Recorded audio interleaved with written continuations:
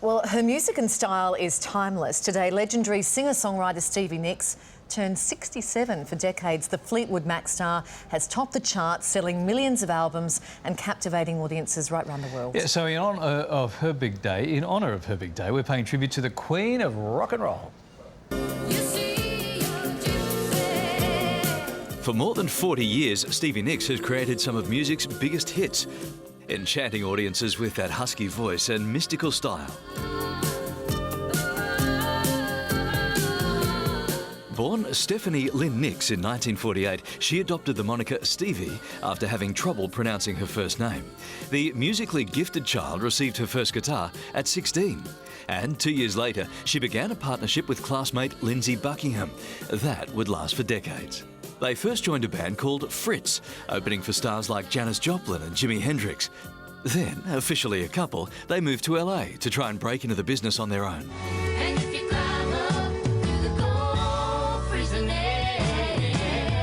In 1972, the pair released Buckingham Nicks with little success, but their sound reached the ears of Mick Fleetwood, who asked Lindsey to join the band, along with John and Christy McVie.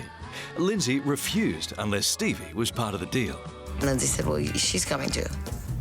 So either you take both of us or I can't join your band. By 1974, the new Fleetwood Mac was born.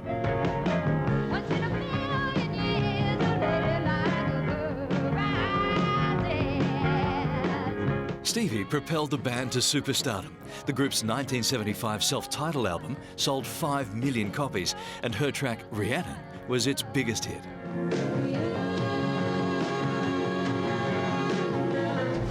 Two years later, their crowning achievement, Rumours, earned the band the Grammy for Album of the Year.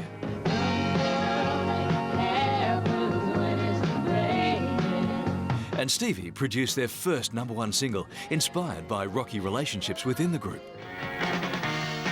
You could go your own way. Go your own way. In the early 80s, Stevie went her own way, releasing the first of 8 solo albums and going on tour. Just like the wild wind dove, sings a song, sounds like she's singing. Said, ooh, baby, ooh. Said, ooh. But as the star's career skyrocketed, her personal life hit rock bottom. She lost her best friend to cancer, married her widower, and got divorced all within a year. And in 1986, the 38-year-old checked into rehab for cocaine addiction. Do you think your mum thought you weren't going to survive? Mm-hmm. I didn't want to make them sad, but I also didn't want to stop doing drugs. The next decade saw a succession of breakups and reunions. Don't stop.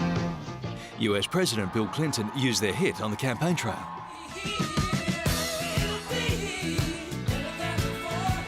And in 1997, the classic Fleetwood Mac lineup reunited for a live album and tour.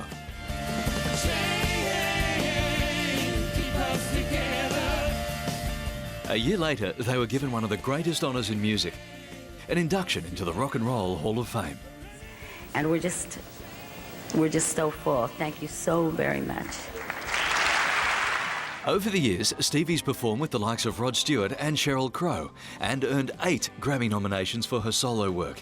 Her most recent album released just last year.